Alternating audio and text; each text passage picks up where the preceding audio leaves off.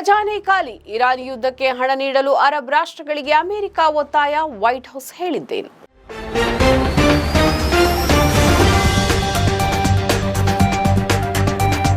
Iran ಸಂಘರ್ಷ ಎರಡನೇ ತಿಂಗಳಿಗೆ ಕಾಲಿಟ್ಟಿರುವಂತೆಯೇ ಯುದ್ಧ ಮುಂದುವರಿಸಲು ಆರ್ಥಿಕ ಸಂಕಷ್ಟ ಎದುರಿಸುತ್ತಾ ಇರುವ ಅಮೆರಿಕ ಇದೀಗ ಯುದ್ಧಕ್ಕೆ ಹಣವನ್ನ ನೀಡಲು ಅರಬ್ ರಾಷ್ಟ್ರಗಳಿಗೆ ಅಮೆರಿಕ ಒತ್ತಾಯಿಸಲು ಮುಂದಾಗಿದೆ ಅಂತ ಹೇಳಲಾಗಿದೆ.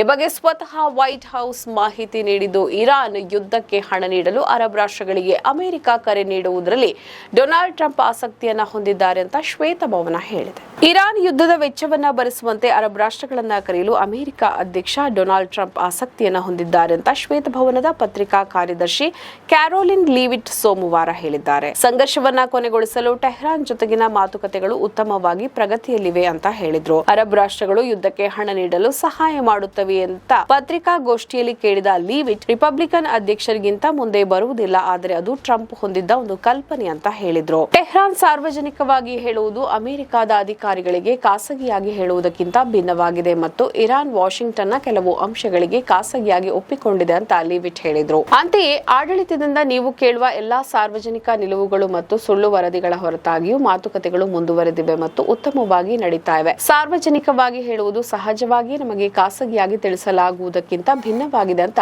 ಲೀವಿಟ್ ಹೇಳಿದ್ರು. ಟೆಹರಾನ್ ಜೊತೆಗಿನ ಮಾತುಕತೆಗಳು ಚೆನ್ನಾಗಿ ನಡೀತಾ ಇವೆ ಅಂತ ಟ್ರಂಪ್ ಕೂಡ ಹೇಳಿದ್ದಾರೆ ಮತ್ತು ಇರಾನ್ನಲ್ಲಿ ಆಡಳಿತ ಬದಲಾವಣೆ ಪೂರ್ಣಗೊಂಡಿದೆ ಅಂತ ಸೂಚಿಸಿದ್ದಾರೆ. ನಾವು ಈಗಾಗಲೇ ಆಡಳಿತ ಬದಲಾವಣೆಯನ್ನ ಹೊಂದಿದ್ದೇವೆ, ಏಕೆಂದರೆ ಒಂದು ಆಡಳಿತ ಕುಸಿದಿದೆ, ಅವರೆಲ್ಲರೂ ಸತ್ತಿದ್ದಾರೆ, ಮುಂದಿನ ಆಡಳಿತ ಕೂಡ ಬಹುತೇಕ ಸತ್ತಿದೆ, ಮೂರನೇ ಆಡಳಿತ ನಾವು ಮೊದಲು ವ್ಯವಹರಿಸಿದ ಜನರಿಗಿಂತ ವಿಭಿನ್ನ ಜನರೊಂದಿಗೆ ವ್ಯವಹರಿಸಲಿದ್ದೇವೆ ಅಂತ ಹೇಳಿದ್ರು. ನಮ್ಮ ಈ ವಿಡಿಯೋ ನಿಮಗೆ ಇಷ್ಟ ಆದಲ್ಲಿ ಲೈಕ್ ಮಾಡಿ, ಶೇರ್ ಮಾಡಿ, ಕಮೆಂಟ್ ಮಾಡಿ ಮತ್ತೆ ಸಬ್ಸ್ಕ್ರೈಬ್ ಮಾಡಿ.